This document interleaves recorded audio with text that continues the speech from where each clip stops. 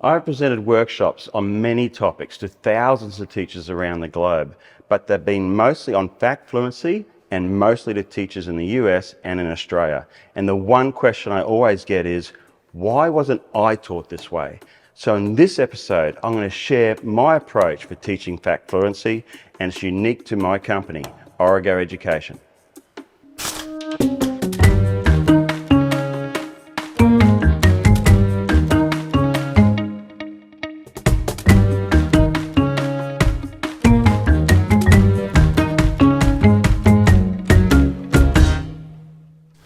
Our approach for teaching skills generally and to fact fluency specifically can be summarised in 5 clear stages: prepare, introduce, reinforce, practice and extend. And by way of example, I'm going to use my favourite multiplication strategy to show you what should be happening at each of those stages. And it's called the Use 10 strategy for teaching the 5 facts. In this stage, teachers will identify foundational knowledge and skills the students need to experience success with the strategy. For the Use 10 strategy, this will include recognising array representations, knowing the 10's facts, for which many is simply a counting activity, confidently halving multiples of 10, and trusting the commutative property of multiplication. If they don't have all these 4 prerequisites, then there's no point in proceeding to stage 2. In stage 2, we use concrete or pictorial representations to give students the mental image of the strategy you want to explore.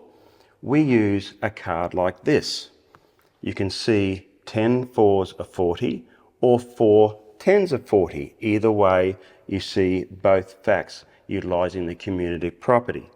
Now, I know 10 fours are 40, that is a prerequisite skill. If 10 fours are 40, can I leverage that to learn a new fact? Let's see. 10 fours are 40, so 5 fours must be half of that. That single action of this card shows you the thinking strategy of how to utilise something you already know.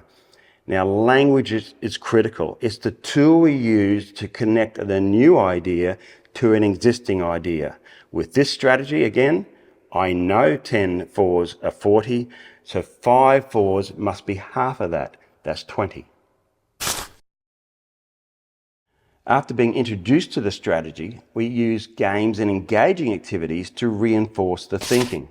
For example, in this game, after rolling a cube, your student or child will look for the cell that has that number as a factor.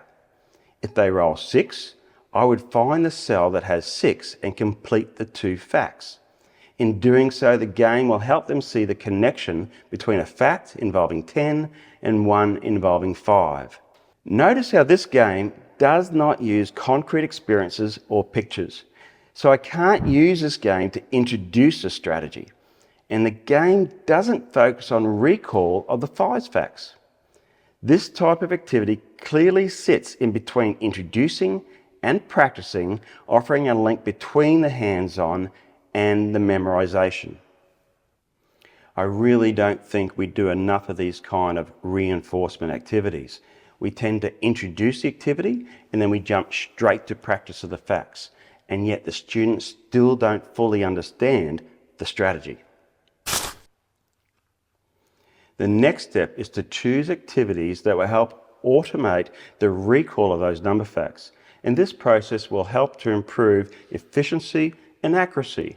And as they develop this strategy, they will add it to their repertoire of strategies, which in turn will improve their flexibility of thinking. Now, all the games that you usually use to practice number facts will work here. Just be sure you focus in on those facts which fit this strategy, and only after a while will you start to include or add facts that they have previously learned. For this particular strategy, therefore, you're going to provide practice on the 5s and slowly revisit and add those involving 10. This is another stage that is often omitted in traditional teaching. Powerful strategies can be extended to include other numbers such as greater whole numbers or fractions and decimals. Take a look at this problem. Harlow is building a path made of bricks. It is 5 bricks wide and 28 bricks long. How many bricks will be needed? You might not know 5 28s, but you should know 10 28s. If 10 28s is 280, then 5 28s is half of that, 140. Easy, hey?